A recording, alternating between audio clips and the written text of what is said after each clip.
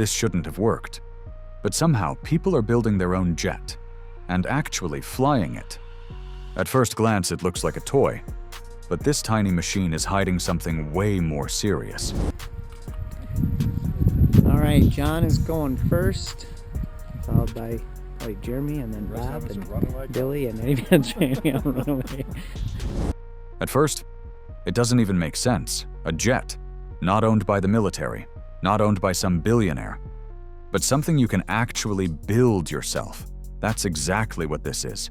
A DIY jet, the SubSonex JSX-2.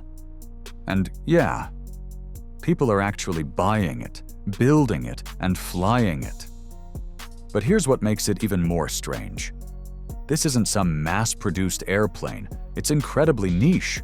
Only around 60 kits have been sold so far. That's it. Which means if you see one in real life, you're looking at something most people will never even get close to. And that rarity alone already makes it feel special. Now think about this for a second. This isn't designed for casual pilots. Not even close. You don't just hop in and go. It takes skill, training, commitment. And yet, people still want it, badly. That's where things start getting interesting. Because normally, something this rare and this complex would scare people away. But here, it's doing the opposite. It's pulling people in. And not just any people, aviation enthusiasts, builders, thrill seekers. The kind of people who don't just want to fly. They want something different. And this is where it gets even more intriguing. Because this isn't just some experimental concept sitting in a hangar. This thing actually performs. And when you look at what it can do, that's when the obsession really starts to make sense. So now the real question is, what exactly can this tiny jet do in the air? So, you see this tiny jet, small wings, compact body, and you're probably thinking, it can't be that fast, right? Yeah, that's where everyone gets it wrong.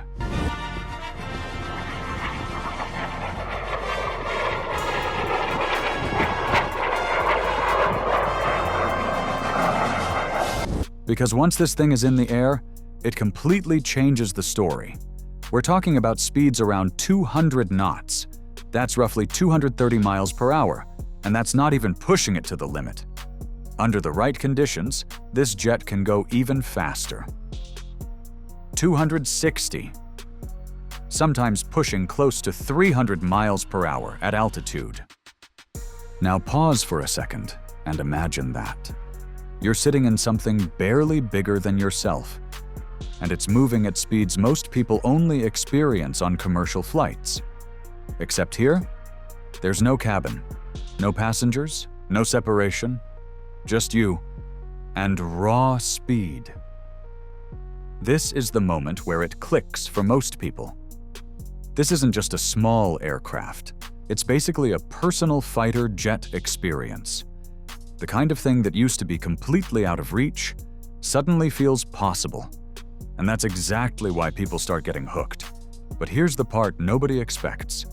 All of that speed, all of that performance, is coming from something way smaller than you'd imagine. And once you see what's powering this thing, it changes everything. Wait, you're watching right now, but not subscribed to the channel?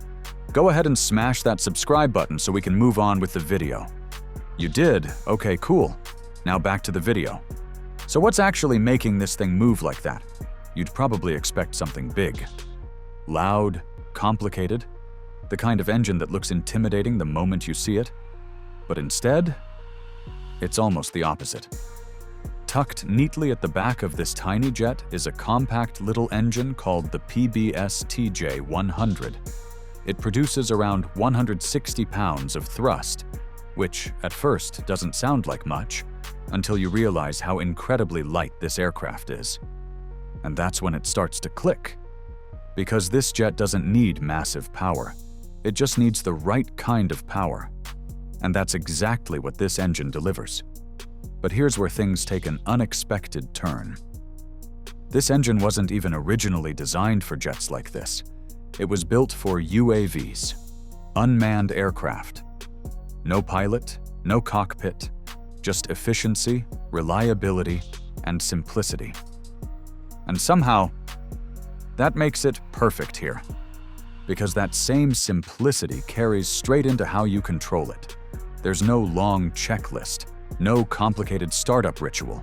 You turn on the fuel pumps, give it a few seconds, and then push the throttle forward.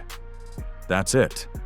The engine takes over from there. It starts itself, monitors everything internally, even handles shutdown and cool down without you doing much at all. For something this powerful, it almost feels too easy. And for a moment, it gives you this false sense of control, like everything is simple, predictable. But don't get comfortable just yet, because once that engine is running, it's doing one thing really fast: burning fuel. And that's where the real limitation starts creeping in.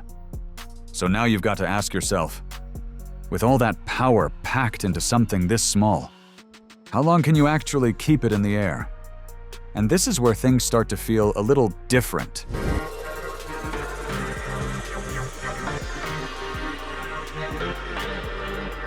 Because yeah, it's fast. It looks insane. It feels like something straight out of a fighter jet dream. But the moment you actually start flying it, reality kicks in hard. This thing burns around 20 gallons of fuel every single hour just cruising. And if you really push it during takeoff, that number climbs even higher. Now pause for a second and really think about that. You've got roughly 40 gallons sitting inside this aircraft. That's your entire window. Do the math, and suddenly this wild, high-speed experience starts shrinking fast. We're talking about maybe an hour and a half if you manage everything carefully. That's it. No long journeys, no endless cruising. So yeah, you're flying insanely fast, but you're not going very far. And that creates this strange kind of trade-off that most people don't expect. On one side, you've got speed that feels almost unreal, like you're in something way more powerful than its size suggests. But on the other side, there's this constant pressure in the background, the fuel ticking down, quietly reminding you that this moment won't last long. Every second in the air starts to feel different, more valuable, more intense, almost like you're racing against time itself. And that's something you don't really think about until you're in it. Because this jet was never meant for long-distance travel. It's built for short bursts, quick climbs, fast runs, pure adrenaline. You go up, you push it, you feel everything it has to offer, and before it even starts to feel normal, you're already thinking about coming back down. But here's where things take a slightly uncomfortable turn. Because it's not just about how long you can stay in the air. It's about where you're sitting while you do it. Now imagine this. You climb into the cockpit, you close the canopy, and for a moment, everything feels tight. Really tight. Not in a bad way, but in a way that makes you realize this isn't like any other airplane, because in most aircraft, you sit in it. Here, you're wearing it, and then you notice something else. Right behind your back, literally inches away, is the fuel tank. Not in the wings, not somewhere far away. It's right there. About 40 gallons of jet fuel sitting directly behind you. You can even smell it when the canopy opens. That sharp, unmistakable jet fuel scent. It's part of the experience. For a second, it feels a little crazy. And yeah, it kind of is. But at the same time, it's designed that way for a reason.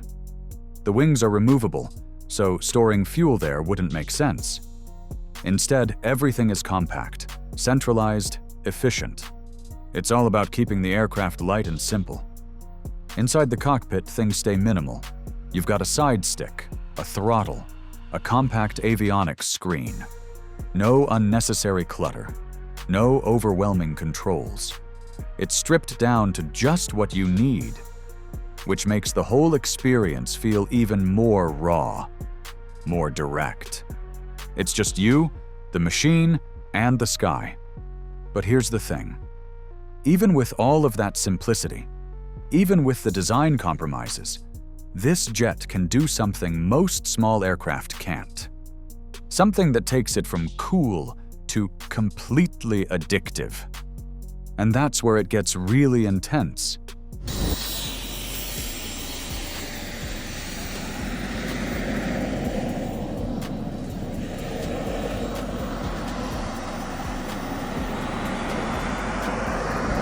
And this is where everything changes.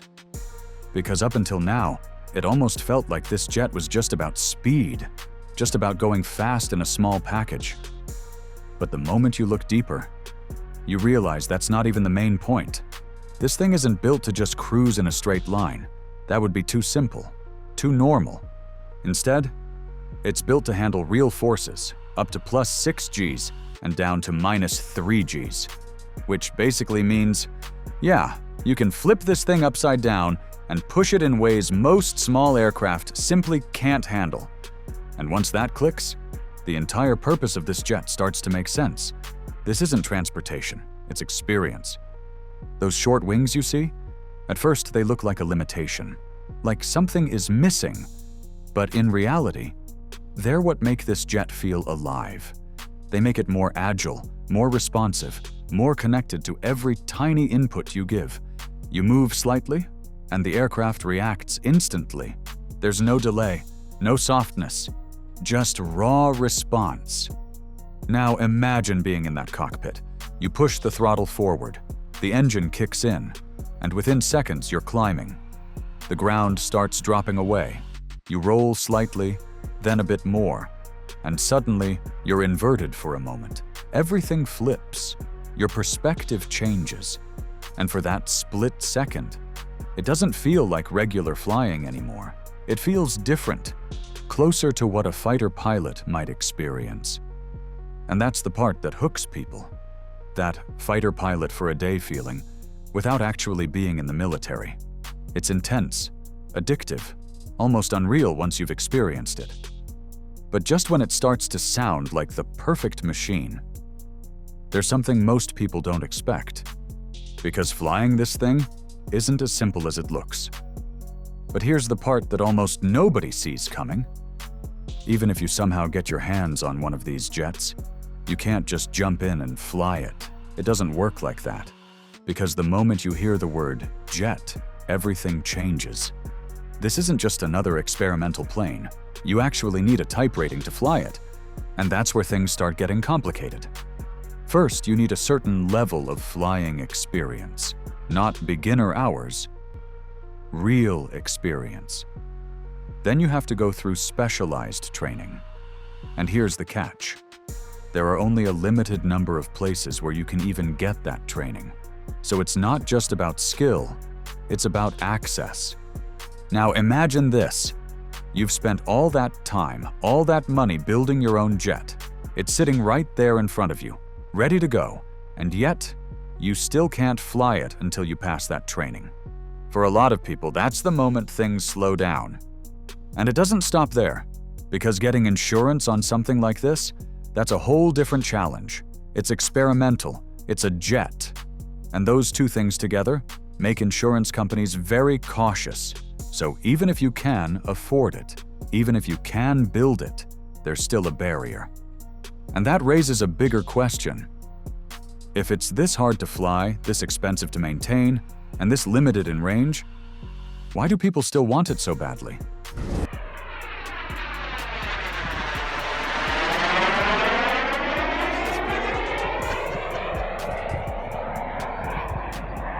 And this is the part that doesn't show up on paper.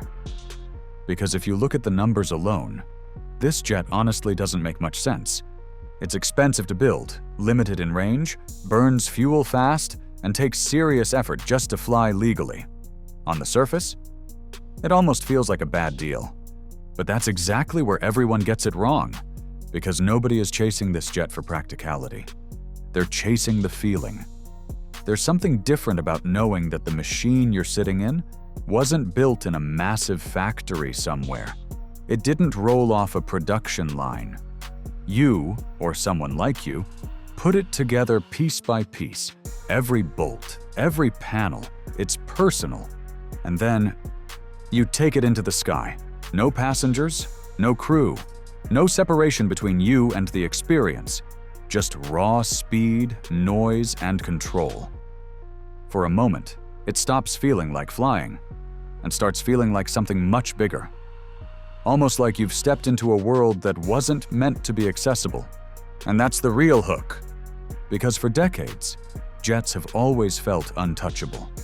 Something reserved for the military or the ultra-rich. This breaks that barrier just enough to make people think, wait, I could actually do this. And once that thought gets in your head, it's hard to shake. It's not about going far. It's not about saving money. It's not even about logic anymore. It's about owning something rare, feeling something intense, doing something most people will never even get close to. And yeah, maybe that's exactly why it doesn't need to make sense. Because the things people want the most, usually I don't. And when you think about it, that's what makes this whole thing so fascinating. A jet that isn't practical, isn't easy, and definitely isn't for everyone, somehow becomes one of the most wanted flying machines out there. So now I'm curious, would you actually fly something like this? Or just watch from the ground?